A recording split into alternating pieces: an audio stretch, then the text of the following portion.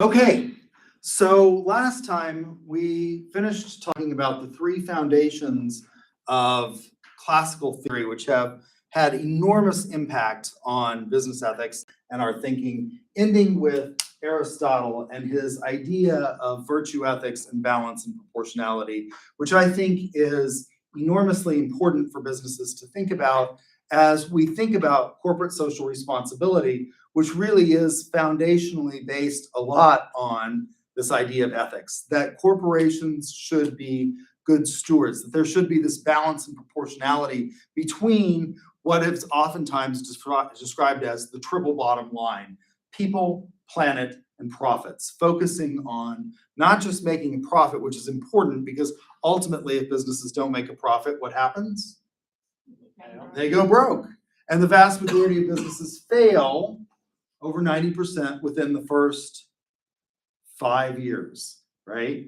So profits are important, but also thinking about the people that we serve as business entities and the planet on which we live and what we're doing to it. So I think a lot of that idea of corporate social responsibility and stakeholder theory has been predicated on the foundations of classical philosophical thought in terms of virtue ethics and Aristotle. So I spend an enormous amount of time on Aristotle. He is probably my favorite, but we're going to move beyond and we move into after the classical period. Why is it called the classical period? Well, it's sort of the foundation and the birth of Western philosophy.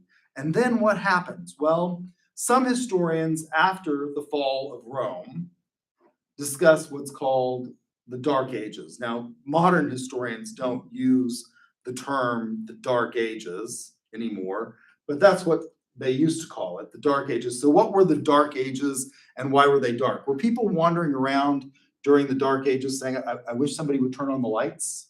Is that Probably why they it was didn't have dark? electricity like we do now. They don't have electricity, but that's not why it was called the Dark Ages, right? There was the idea that after this sort of fall of classical culture and the Western world, that there was sort of a stop in knowledge. Now, modern historians challenge that notion. But what we do get from that period is we get a scholar who marries Christian theology to classical philosophy. And he does so in a remarkable way. So the Western Empire is at this crossroads, and Rome is sacked, and in that sacking of Rome, there is, and Rome was sacked multiple times. I'm really compressing an enormous amount of history here, but a remarkable individual rises to the challenge, and he has this conversion experience, and his name is Constantine, and he has this vision that in the sign of the cross, he will overcome the individuals that are, the Vandals and the Visigoths or whoever it was that was attacking the Roman Empire. And it took about 1,000 years for Rome to fall. And to justify this, because what you see is a huge transformation from Christians being persecuted as a offshoot of Judaism to becoming the dominant religion in the Roman Empire. And there has to be this justification for this. And so a remarkable individual rises to the challenge, and he is a pagan who converts, and his name is Augustine, Saint Augustine of Hippo. And he marries Platonic philosophy with Christian theology to come up with a justification for the lack of pacifism now that is going to be required of the Christian religion, right? And this has an enormously profound impact on the rest of human history in terms of the West's development of things like what we call the Protestant work ethic that emerges as a result of this sort of transformation and birth. So and modern historians no longer call it the Dark Ages because there's a lot of evidence to suggest that it really wasn't that dark, that we didn't lose that much knowledge, and great scientific progress was actually made during this period. But what we see is this merger of pagan philosophy with Christian theology, and that becomes important because when we get to modern theory, we will talk about a form of ethics called duty-based ethics, and one form of that will take two forms. One is called religious absolutism, which plays a significant role in the debate over our sort of values and cultures in business in many instances. So we go through what historians now refer to, I think, as they don't call it the Dark Ages, they now call it the Middle Ages, or the medieval world. And there's a recognition that there's actually quite a bit of development that occurs that lay the foundations for modern capitalism. So if I asked you when modernity begins, what would you say is the answer to the beginning of modernity? Would it be like the Industrial Revolution time? That's what most people think. Yeah, they think that the Industrial Revolution, and there are some scholars that now will say that modernity does begin with the Industrial Revolution. And why is that? Because there's this huge transformation in terms of the ability to provide goods and services on a massive scale that has never before been seen. And so what you find some historians saying is that, and I forgot my ducks, I'm gonna have to, this is the second time today I forgot the duck. So this is gonna be our faux duck. It doesn't look like a duck or quack like a duck, but it's gonna be our faux duck. So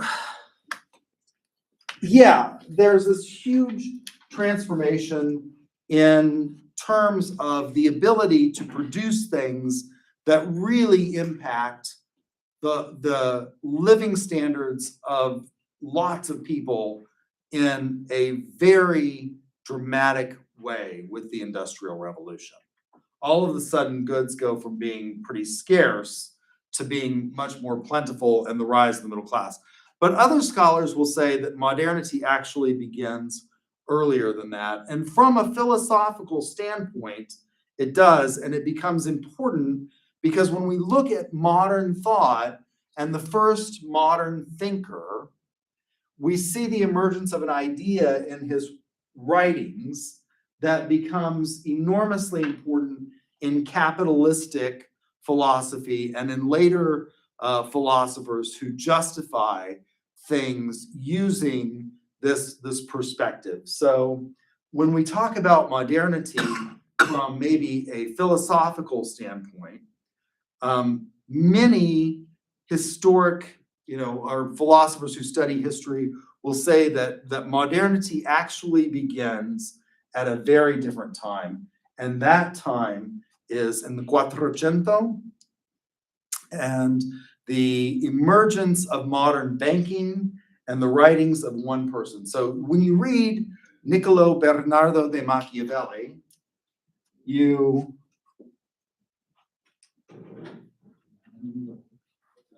people constantly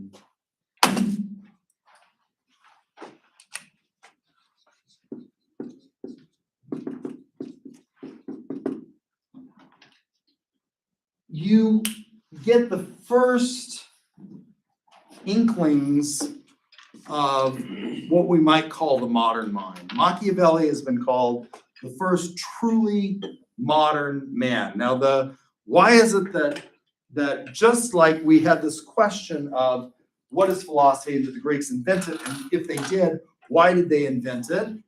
Why did modernity begin in this one area in Italy at this time period with the thinking of this one person and the emergence also of modern banking? And that begins in Florence in the Quattrocento, the 15th century, with Machiavelli and the Medici family. who become the first modern bankers. And that leads to the expansion of capital, the ability of businesses, and the emergence of a solidly middle class. So before that and through the Middle Ages, what you had in terms of economic development was a feudalistic society that was based on the protection of a lord over a realm, and most of the people were living in sort of poverty.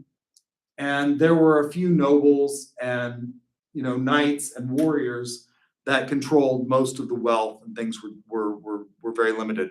But with the beginning of Florence and the ability to lend capital, you get the emergence of the modern Western economic conditions that allow for the flourishing of businesses. And Machiavelli's most famous work, although it was one that he thought of as being a very minor work, provides the philosophical foundations for modernity, and why we call it the modern era in terms of this philosophical position is because for the first time since the classical world, what you see is a distinction between the sacred and the non-sacred or profane. And Machiavelli's writings in The Prince totally separate the idea of power as being derived from a monarch and the divine right of kings. And so in The Prince, you get what a formulation emerges that then plays a huge role in later thinking, and the biggest portions of business ethics that the Western world relies upon have their germination in this foundation of this idea of the separation between the spiritual and the temporal world of Earth. So what do you get in The Prince? And by the way, every modern leader, for the most part, with a very few exceptions, have read The Prince. If you want to read a work of philosophy, I think I started by saying that if you wanted to read something that was easy to read the Platonic dialogues, because they're written like a play. Republic takes the form of discourses over a long period of time, right? The Prince is a very easy read. It's very short. It's very pithy. And what does it tell us? Well, from that book, which is Machiavelli's, again, minor work, we get the formulation, the ends justify the means. Now, Machiavelli never said that in The Prince, but you can certainly tease it out of The Prince.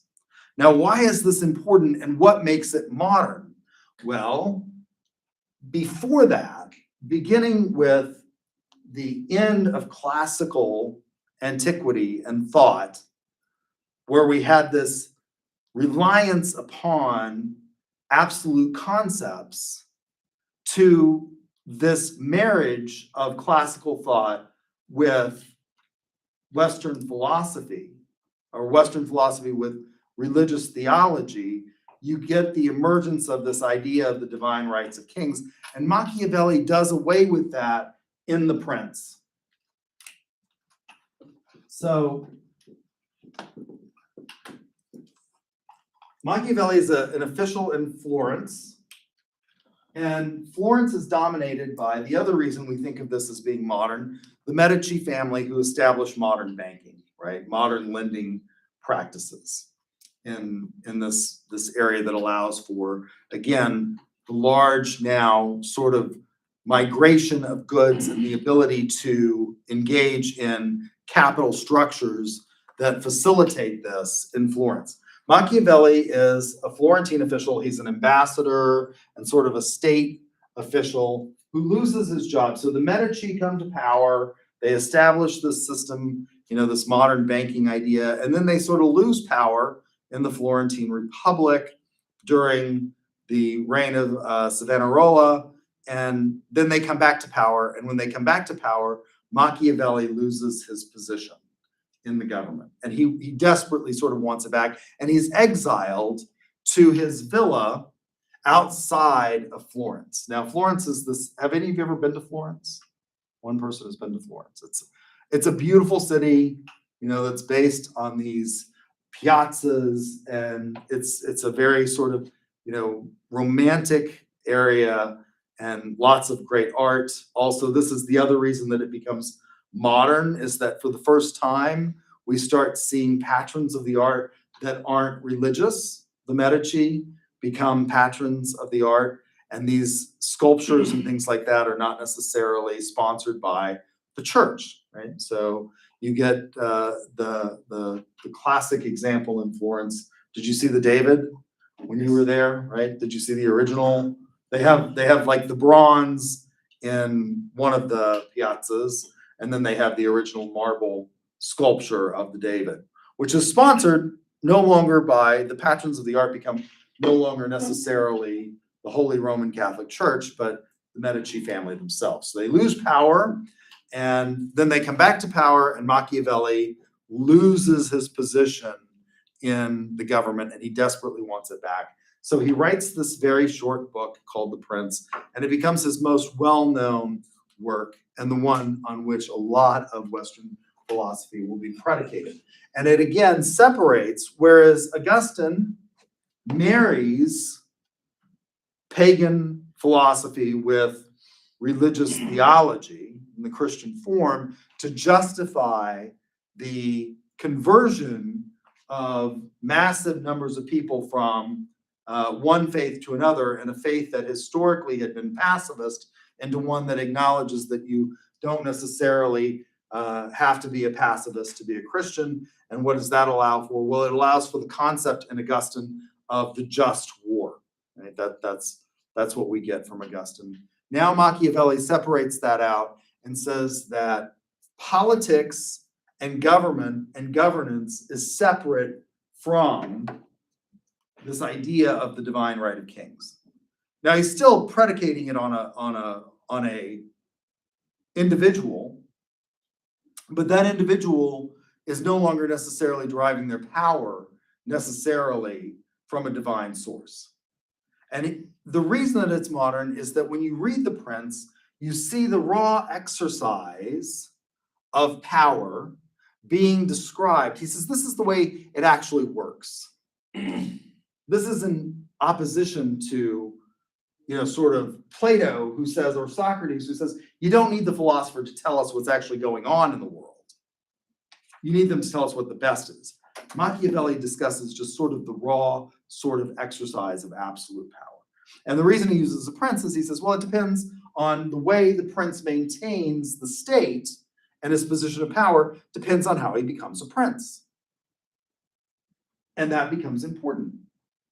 If a prince is born into rulership among his native sort of people, that's vastly different than a prince who comes to power through conquering people. And if we think about this in terms of the modern era, why is it, for example, that it's very easy to maybe topple a government if you have a stronger military, but it becomes very difficult to hold on to territory? We can think about this in America's experience, right? And so the way you hold on to governance, if you are a prince that comes in and is a conqueror, is very different than if you are a native. America and the Vietnam War, we can think about this example, and the military-industrial complex. It was very easy to sort of win initially in the Vietnam War. It became very difficult to hold Vietnam over the long haul of our experience in that war. And Machiavelli talks about this. But he totally separates this idea in The Prince from anything to do with sort of morality that's tied to Christian virtue. And that's why it is completely modern.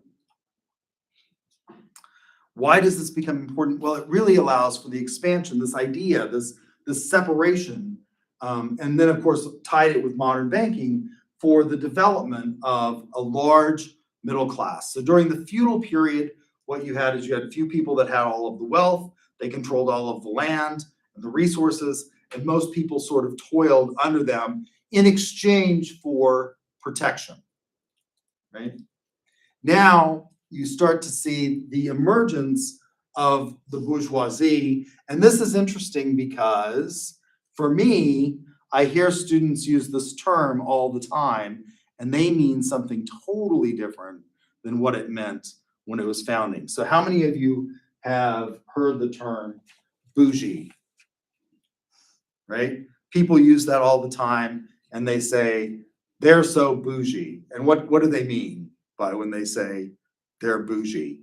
Kind of like fancy over the They're top. fancy. Yeah, that's not what the original term meant. That's bourgeoisie was sort of a pejorative term for pathetically middle class, right? Like it is the bourgeoisie are by virtue the middle classes. They are the merchant classes that emerge during this revolution in Italy during the 15th century. Yeah, did you have a I was gonna say sometimes in certain contexts, like saying someone's like bougie, it'd be like they're kind of stuck up. Yeah, exactly. And that's not what the term originally meant. It really meant that you were really middle class. And the people who were bourgeoisie attempted to not be middle class. The Medici were the greatest example of this. So the Medici are not noble people. The Florentine Republic was not noble people. During the feudal system, you have nobles and royalty, and then everybody else, right? And what did the Medici actually strive to do? Once they gained money, this middle class banking family, what did they want to do? They wanted to become higher class. They wanted to become upper class. And so what do? They, for example, marry their children into the great houses of Europe. And perhaps the finest example of this becomes Catherine de' Medici, who becomes, anybody know?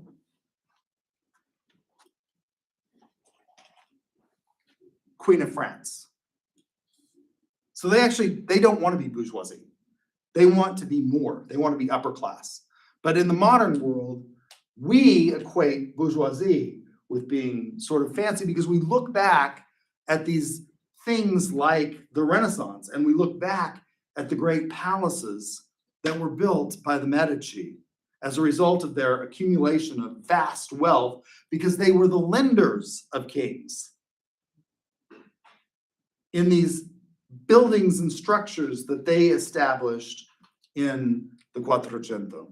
So The Prince is a pithy work. You can read it in one sitting. Almost every modern leader has read The Prince and has taken something away from it.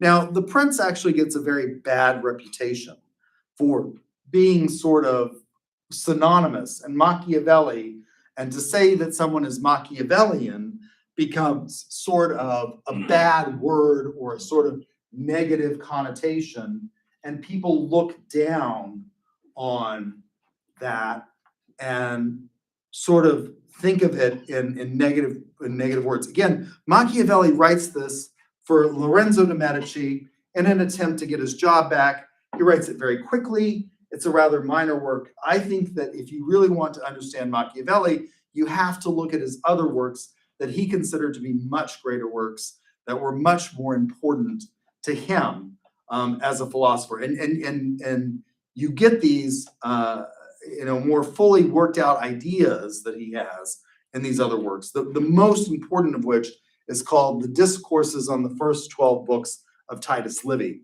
Now, that work had profound impact on the American founding fathers and the way they set up our government. Because Machiavelli, in that work, looks back on the height of the Roman Empire and why was it successful, and he uses the historian Livy to sort of analyze this idea.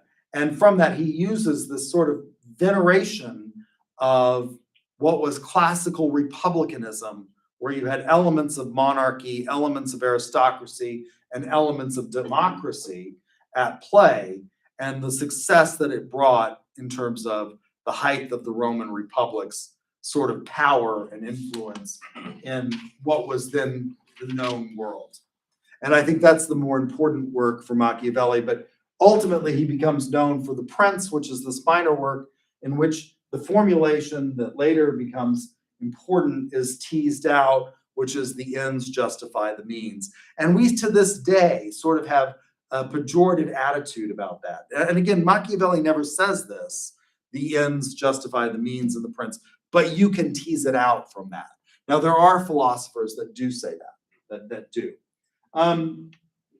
You could also talk about, in terms of the tie between philosophy and a more modern approach, the works of St. Thomas Aquinas, who is still listed as the official philosopher of the Holy See, and his marriage of Aristotelian logic to Christian theology. So Augustine in the Middle Ages, or the medieval period, or the Dark Ages, whichever you want to call it, marries, of course, the ideas of Plato and Socrates to Christian theology. Aquinas bases his on the ideas of Aristotelian scholasticism, and that had an enormously profound impact on the Western world going forward.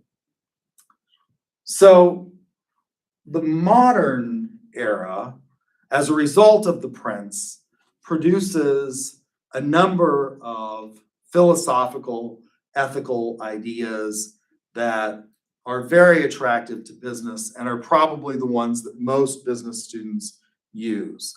And they do actually state explicitly in the works of Jeremy Bentham and John Stuart Mill the idea that the ends justify the means.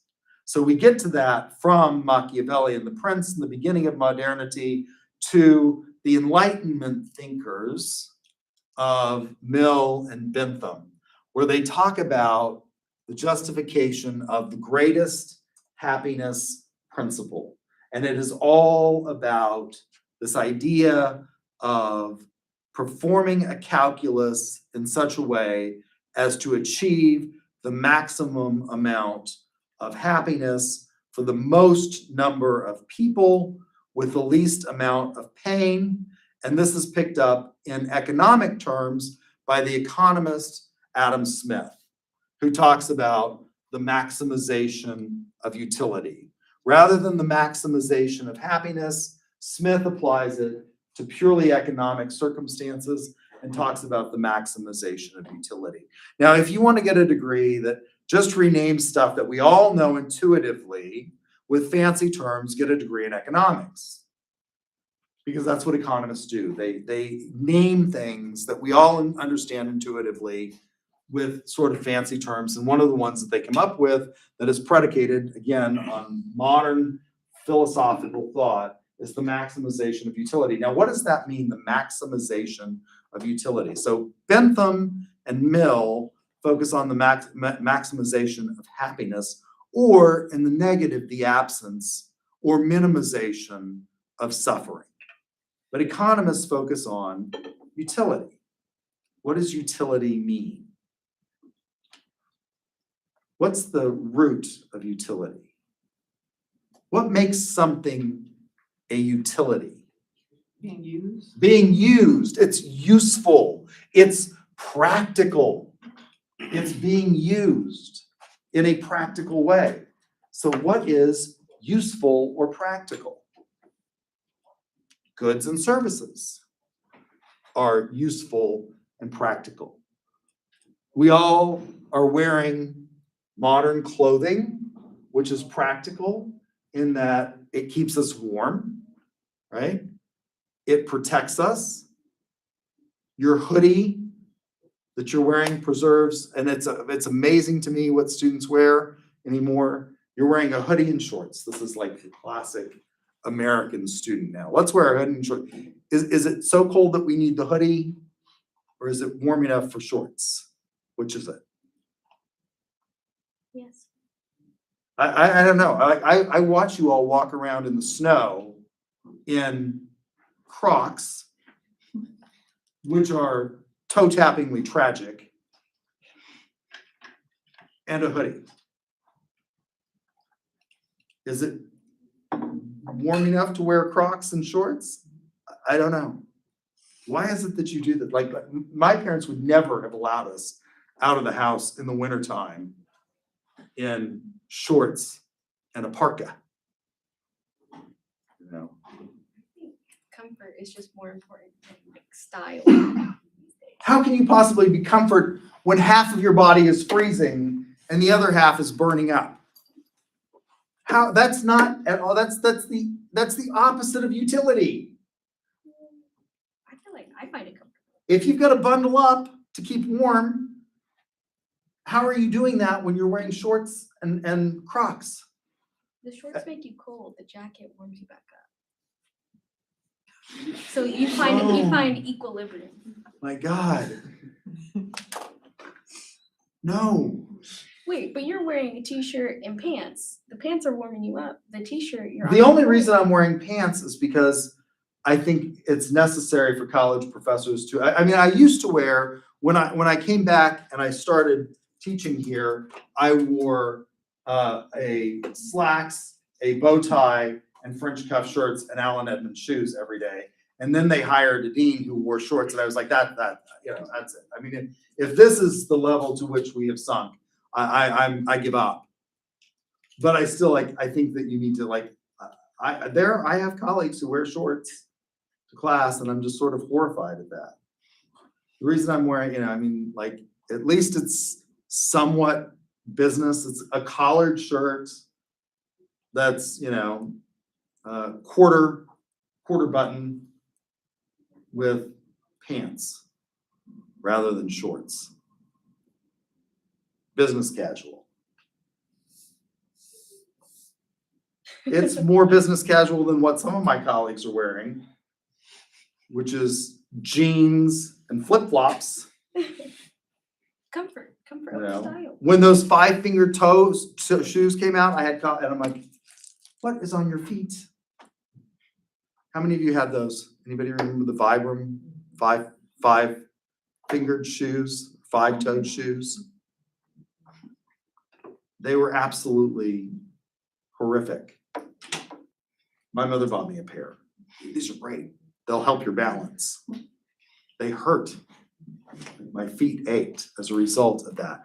So usefulness, utility, the maximization of utility, according to Smith, is what we should achieve. And this is the foundation of capitalism, which is why utility or utilitarian theory is the most prevalent theory that business students use to justify in their essays. So next week, you'll have the first exam. There will be an essay on that exam. It's composed of 2 parts. It's take home. There's an objective part, and then there is an essay part. If you are writing less than 750 words and not citing any sources, don't expect a very good grade. I have given you a sample essay, and one of the reasons that that sample essay is a C-level answer is that there's no source citation in that essay.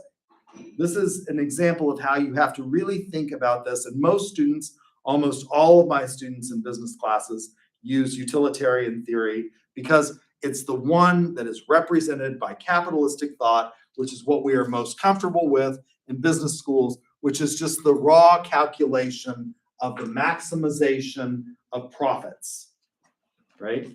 Businesses exist to make a profit. I've suggested to you that 90% of businesses don't make a profit and they go out of business within the first 5 years. But the goal is to make a profit. And how do you do that? Well, again, economists rename something that we all know intuitively with a fancy word, which is the maximization of utility, which you all want to do, which is get the most bang for your buck. That's what we can distill maximization of utility down to, is you want to stretch your dollar as far as you absolutely can when you go out and you buy things. It may be the reason historically that a lot of students came to UCO was because we were the low-cost provider until recently. of educational services. We were far cheaper at one time than OU and OSU, which made us attractive. So students could stretch those tuition dollars further. I don't know that that's any longer the case. I think we're pretty comparably priced with OU and OSU. So we have to find a different value proposition to offer in order to maximize your utility. What does UCO ultimately do for a lot of you that allows you to maximize your utility and why you're here, if it's no longer that we are the low-cost provider? Why did you all come to UCO? Yes. Do you offer scholarships for international students? They offered a scholarship for international students, so that allowed you to maximize, reduce the cost and maximize your utility in terms of receiving quality education at a more affordable price. I think one of the things that we do in terms of one of the value propositions that we offer is we are conveniently located. If you go to one of the R1 schools, now OU is, I don't know, debatable as to how conveniently located they are. But certainly the other R1 school, Research One level school in the state is OSU. That's up in Stillwater. That's about an hour from here, right? An hour north and east of here. And there's nothing up in I mean, it's a fun place, right? To hang out. It's a great school. I think it's one of the better party schools in the state. My brother went to OSU, I went to OU, and they always had a better time at OSU than we did at OU because they didn't take themselves too seriously. They were used to, when we used to have a game called Bedlam that has ended because OU and OSU, the final Bedlam game I know was played, was it 2 years ago? 2 years ago. And I remember because I was in Florida on a trip with sales students at the time, and they did not want to go to Disney World. They wanted to stay at the hotel and watch the final Bedlam game in that series rather than going to Disney World, which I sort of understand because that was a famous rivalry, the Bedlam game. Do you know where the first Bedlam game was played? Anybody know this? I was not born in Oklahoma. I was born in New Mexico and I was raised there until I came to high school. But I have my adopted hometown where I serve on the city council called Guthrie. The first Bedlam game was played in basketball and it was played in Guthrie, not football. So it was a middle ground between the two schools. And the reason it became known as Bedlam, do you know what Bedlam refers to? Why is it called Bedlam? Nobody knows what the historic reference to Bedlam is? I knew at one point, I forgot. So Bedlam was the insane asylum in London, where in order to support the insane asylum, they allowed people to basically tour and torment the inmates of the insane asylum. And the game between OU and OSU, somebody walked out and they asked a reporter or something. I think the apocryphal story is that they asked this individual when they walked out what it was like in there, and they said it's absolute bedlam. In terms of it's an insane asylum. So that's what it means. Nobody knows that, right? We just called it bedlam, but it's because of this quote. It was absolute insanity inside because the rivalry was so heated between the two teams. So this idea of the maximization of utility, what is it that UCO provides and why are you here rather than OU or OSU? Well, one of the things is the convenient location. Maybe it's the convenient schedule that we offer. OU and OSU are both traditional schools, and historically speaking, they've offered far less flexibility in terms of the scheduling of classes.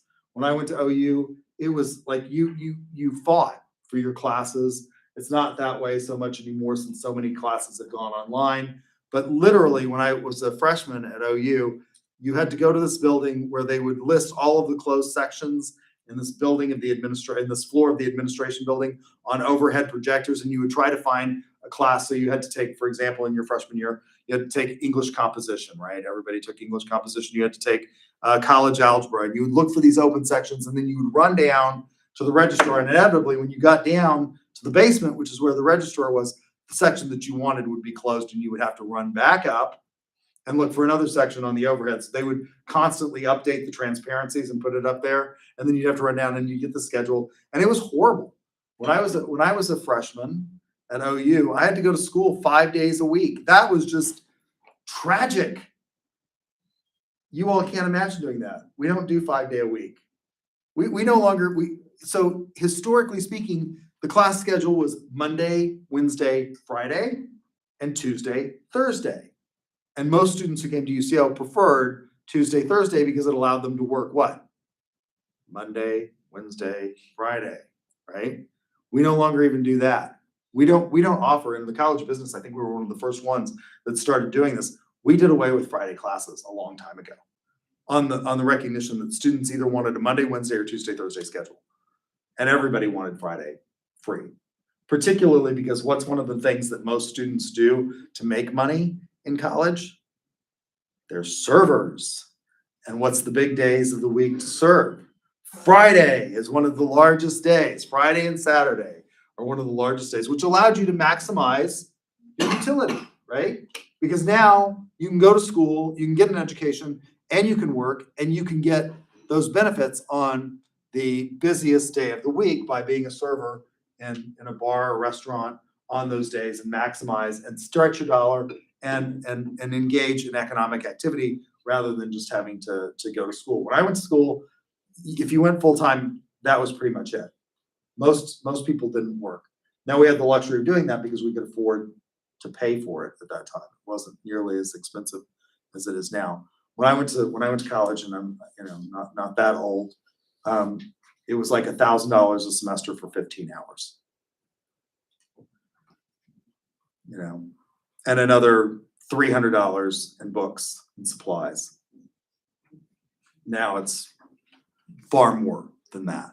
And then if you include living expenses with that, well, you're, rapidly incurring debt. So you want to stretch your dollar, you want to maximize the usefulness. In ethical terms, now what we want to do is not necessarily stretch our dollar, but we want to come up with solutions that offer the most benefit for the greatest number of people. And so you do get this formulation that starts in the Prince with the ends justify the means. That could be the takeaway of utilitarian ethics. So we call utilitarian ethics teleological ethics.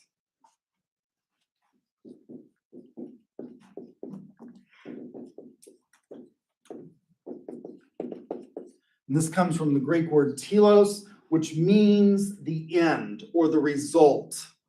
So we're going to look towards results in terms of ethical judgment. What is the result that is achieved based on the action or the course of action that is taken? Now, what makes this problematic, even in economic terms, is, and one of the things that we see, is that if you're going to maximize utility, it's oftentimes very difficult to perform the calculus beyond a very limited temporal concept. You chose to come to UCO and get a degree, and I would suggest that in the past, that degree maybe, at least in the short term time period, allowed you to maximize your utility because you could go to more classes for less cost and with greater flexibility than OU. But over the long haul, when you judge this action, is it the one that actually maximized utility? We have people here at UCO. When I got my master's degree, there were several professors in political science that had gotten degrees from Ivy League schools like Columbia.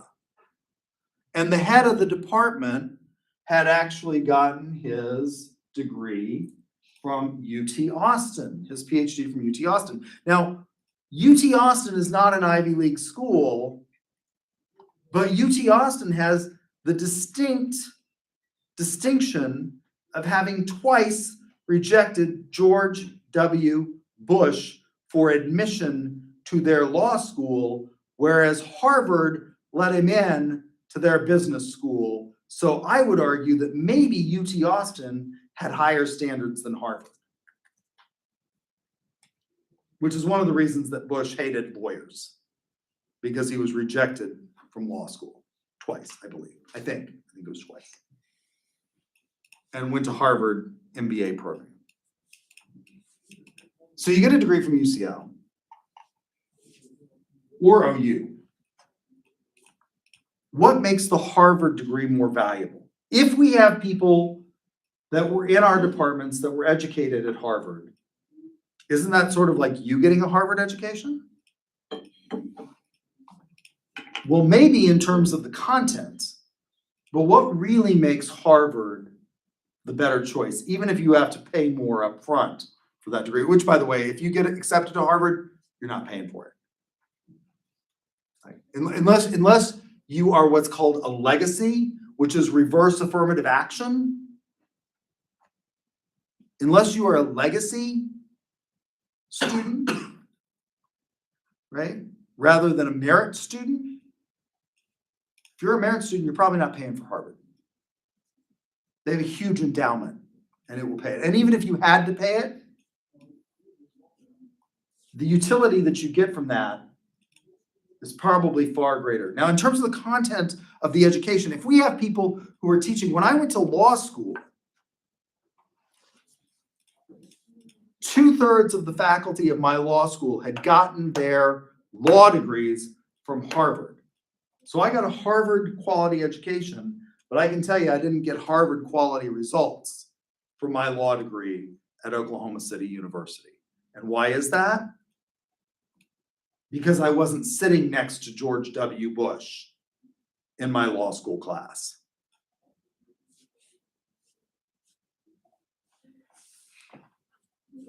You go to Harvard, and who are you sitting next to in your law school class?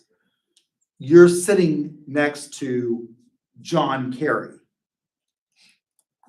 who was a United States senator, and whether you agree with his politics or not, one of the wealthiest senators in the United States Senate, who was married to Teresa Heinz Kerry, who inherited the Heinz fortune, who was married to Senator Heinz before she was married to Senator Kerry.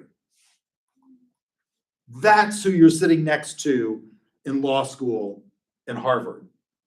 So even if you have to pay for it, over the lifetime of that degree, you will probably earn far more based on the connections that you establish at Harvard than you will at Oklahoma City University School of Law.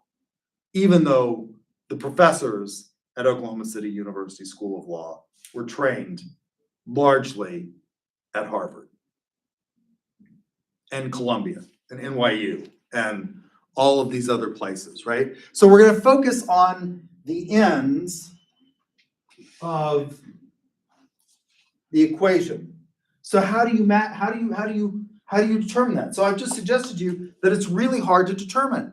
You get your degree at UCO and you think you're stretching your dollar because you're getting cheaper education, but over the long haul, beyond the immediate temporal impact, going to OU probably means when I went to OU, I sat in class with a guy named Dan Boren, whose father was the United States Senator from Oklahoma, David Boren, at the time.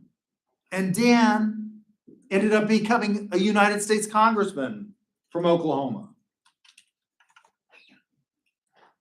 I can tell you nobody in my master's classes here at UCO was a United States Senator's son. And what did Dan's father go on to become? Not just United States Senator, president of, anybody know? OU. He was governor of Oklahoma, United States Senator, and then president of the University of Oklahoma. Those connections become, so how do you determine the utility? It's really, really hard. It's the reason that 90% of businesses go broke, because people have this idea that they want to start a business and they think that because they like that business, that will extend to other people. We have a tendency, this is what psychologists call projection. We have a tendency to project or believe that because we have a desire to do something, everybody else has the same desire. How many of you watched the Super Bowl? One of the most horrifically boring games that I can think of until the fourth quarter. And then it was like, this happens in men's basketball particularly. I've noticed this. Like the first half of men's basketball, it's like they're not awake. And all of the scoring happens in the second half. And the Super Bowl was like that. It was like all of a sudden it was like, oh, the Patriots woke up in the fourth quarter. Too late.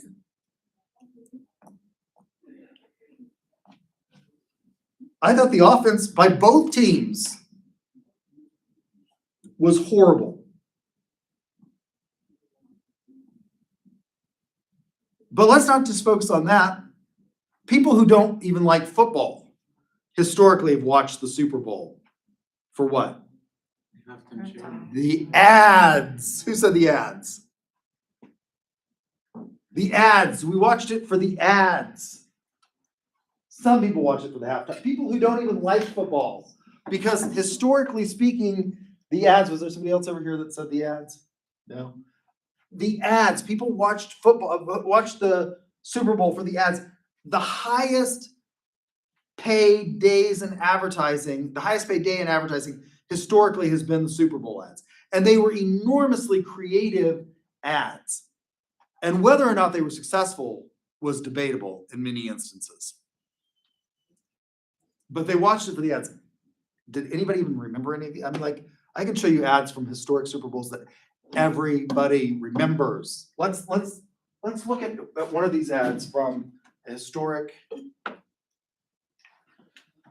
They did a series of these.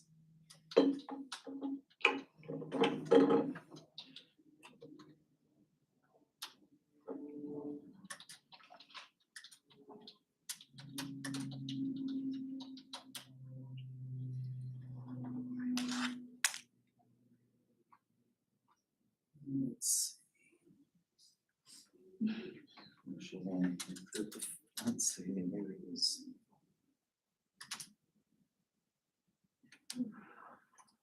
So there was a series.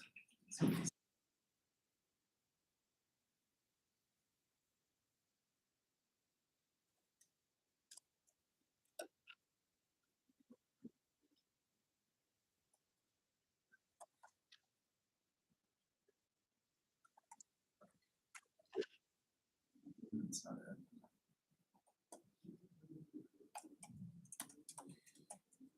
So,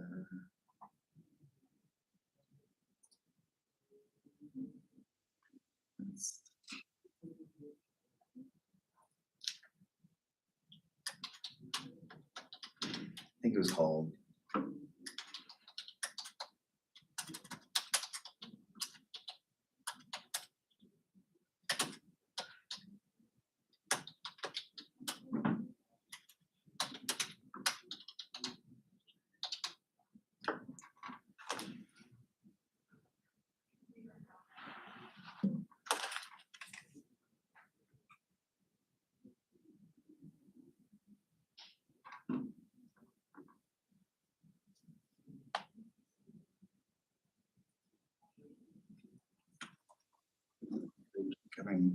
Having a hard time finding the.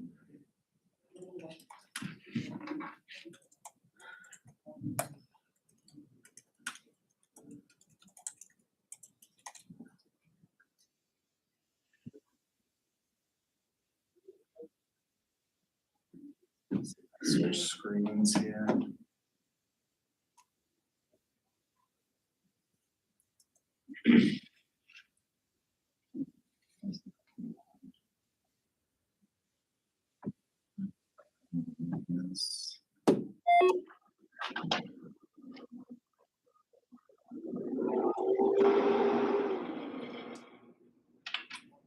So this is one of the first ones.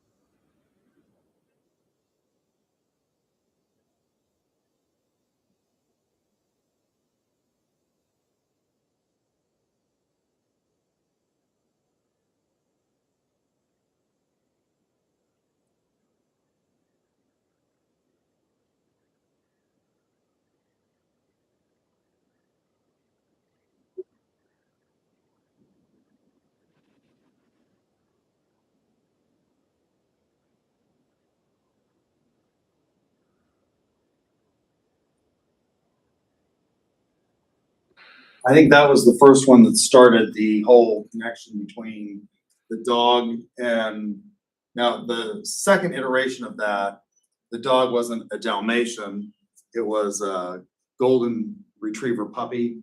I think the next year after that. Those were like a huge series of enormously creative ads that they aired at the Super Bowl that I think were classic ads in terms of their creativity and development. The only one that anybody came up with in my first class that they could remember was the karaoke ad. Was that terribly memorable? I remember the Coca-Cola or the Pepsi one, just because they were using polar bears. Like the polar bear was at therapy talking about Coke or Yeah. something. Yeah, I don't even remember that, and I watched the whole thing. The but maybe Dunkin' it was- Donuts one with Ben Affleck and those That guys. one I thought was creepy. Pepsi, it was Coca-Cola. It was a Pepsi commercial, but it had the Coca-Cola bears. They liked Pepsi. Pepsi.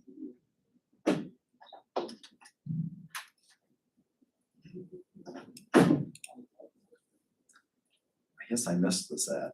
Is this it? Yep. Oh, they did this was written about a lot.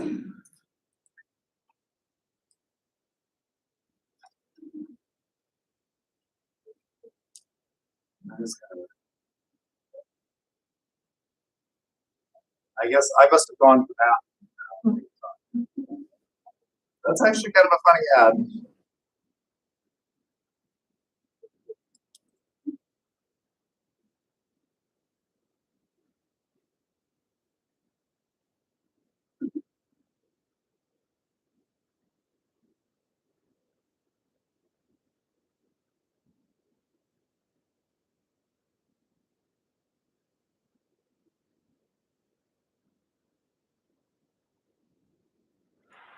So that is predicated actually on something that was a huge deal when I was a kid, which was the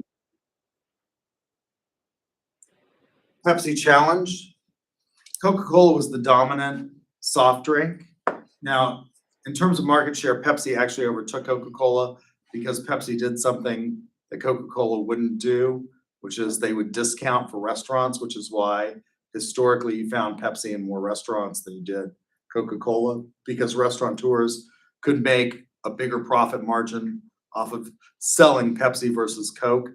And it's actually a famous example of a trademark and how you don't want your product to become what is called genericized for a brand or a product line.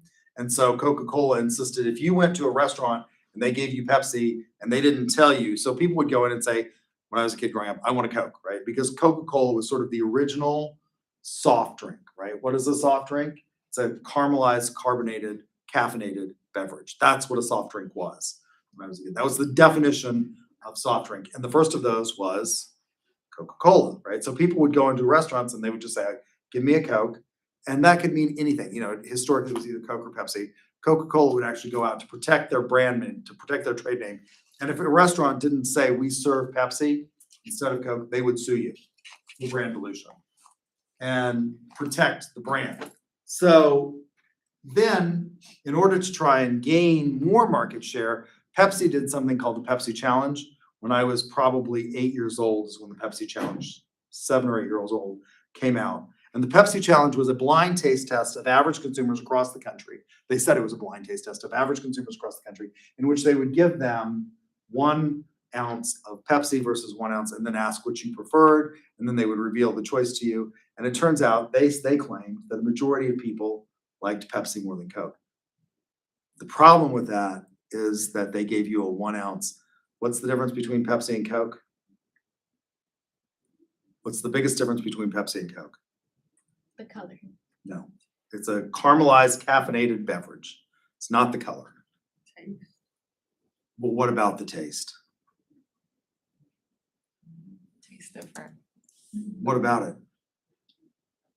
Nothing's. Pepsi, oh no, Yeah. there's a lot There's a different. difference. Trust, you know, I was a Coke addict for years, Coca-Cola addict. I mean, I drank probably 12 Cokes a day. At one point in time, I don't drink any soft drinks at all anymore. No, they're both, Pepsi's sweeter. Pepsi's far sweeter than Coca-Cola. Why is that? I don't know. It's just what they did. They're far sweeter than Coca-Cola. And people like sweetness for 1 ounce. They don't like it. Pepsi becomes, it's like you like it the first time, but it's a little too. It's the reason like when I switched from drinking Coke because I wanted to maintain my weight to drinking Diet Coke when I was in my 30s. Once you switch to Diet Coke, you don't want to go back to regular because it's too sweet. Every once in a while, I'd try a regular Coke and it'd be like when I first switched, it would be like, ooh, I'm going to treat myself. And you'd like really like it. And then after a while, it's like, it's like just too sweet. And Pepsi is even sweeter than Coke. So people like it for 1 ounce. They don't like it for 12 ounces, generally speaking. So they did this Pepsi challenge, and now they're picking up on this with the polar bears. I didn't see that ad. In that they're reliving the Pepsi challenge, which is the blind taste test of an alleged consumer. In this case, the polar bear of a cola-based beverage, right? It was kind of cute ad, I guess. Was it as memorable as, you know?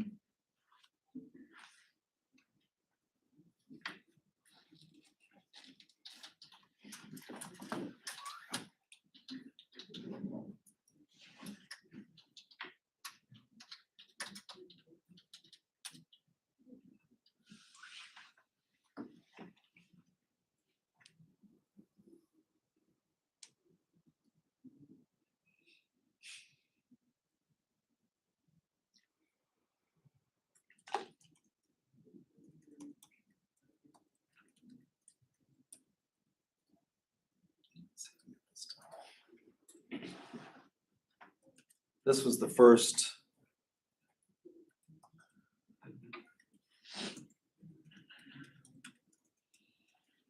No,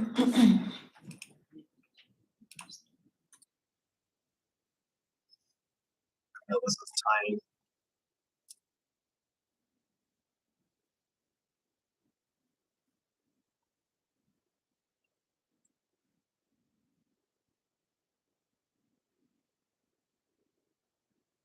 This was the first of the golden retriever.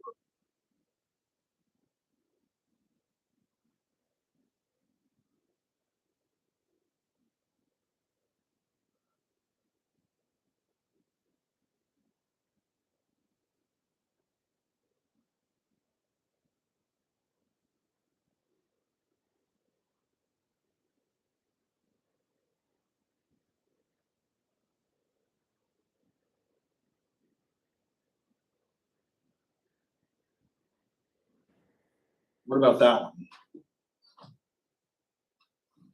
That is, I think, an incredible ad. And they did a series of this one. The next one was the puppy gets lost and they have to find, they have to find the puppy. I mean, it was just like an enormously successful ad. I didn't see anything that I thought resembled that.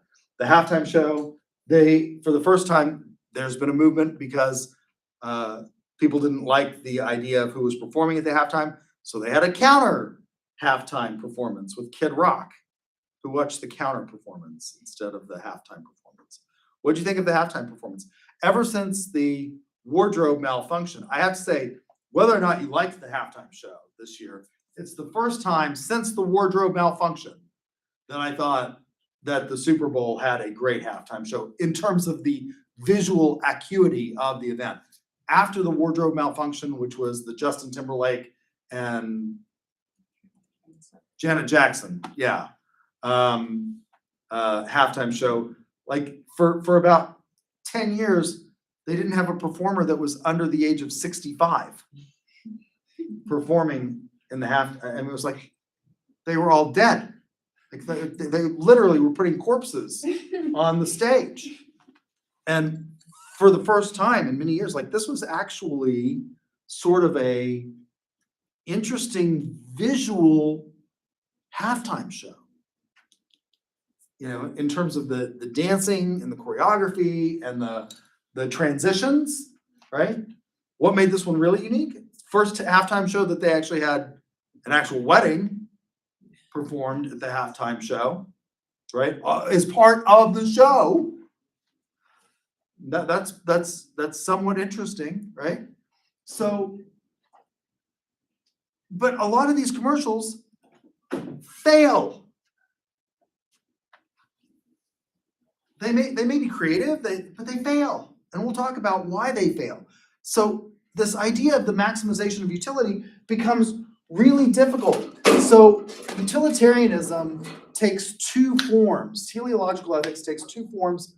The first of which is what we call the original form, act utility, in which it's the oldest form, in which we have to ascertain in every instance the action that we believe will produce the overall greatest happiness for the most number of people. Now, when you write your essays, it's important that you focus on this idea, if you use utilitarianism, of the most number of people. And how do you perform that calculus becomes very difficult, because once you move beyond the discrete players in the case scenario, determining overall happiness becomes really, really hard. Just like determining overall utility in a capitalistic market and predicting those trends can become really, really hard. Predicting what people will want historically has been very difficult for business to do, which is why most businesses fail, because we engage in projection. Because I like something, because I mean, there's the all-American beverage product, Coca-Cola, and there is the inferior communist product, Pepsi, out there. My opinion. Projecting that onto everybody else becomes problematic. Just because I like Coca-Cola doesn't mean that everybody else is going to like Coca-Cola. Now, it turns out a lot of people do.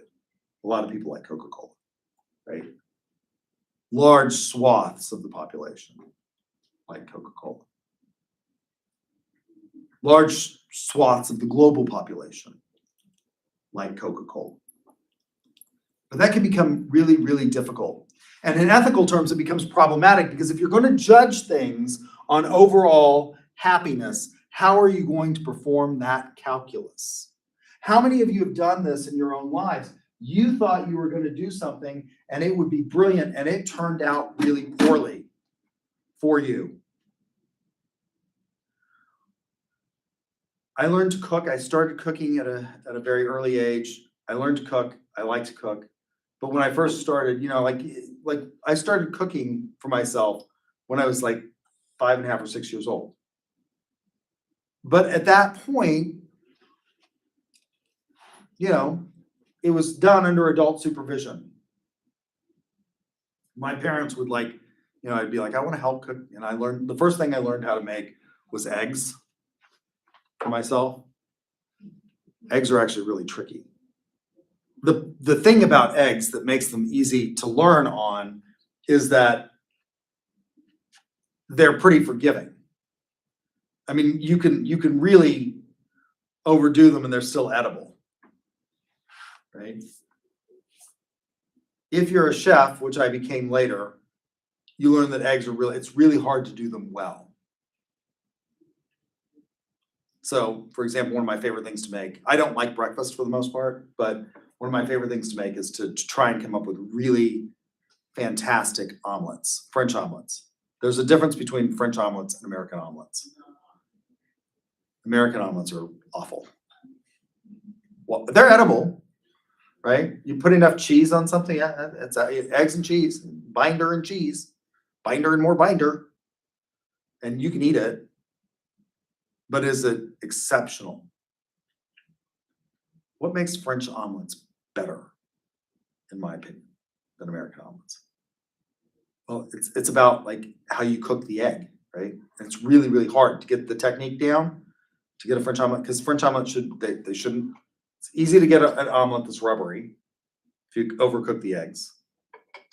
Right? So French omelets, the eggs should be like all the way through, this moist curd, sort of custard consistency. But Americans don't focus on that.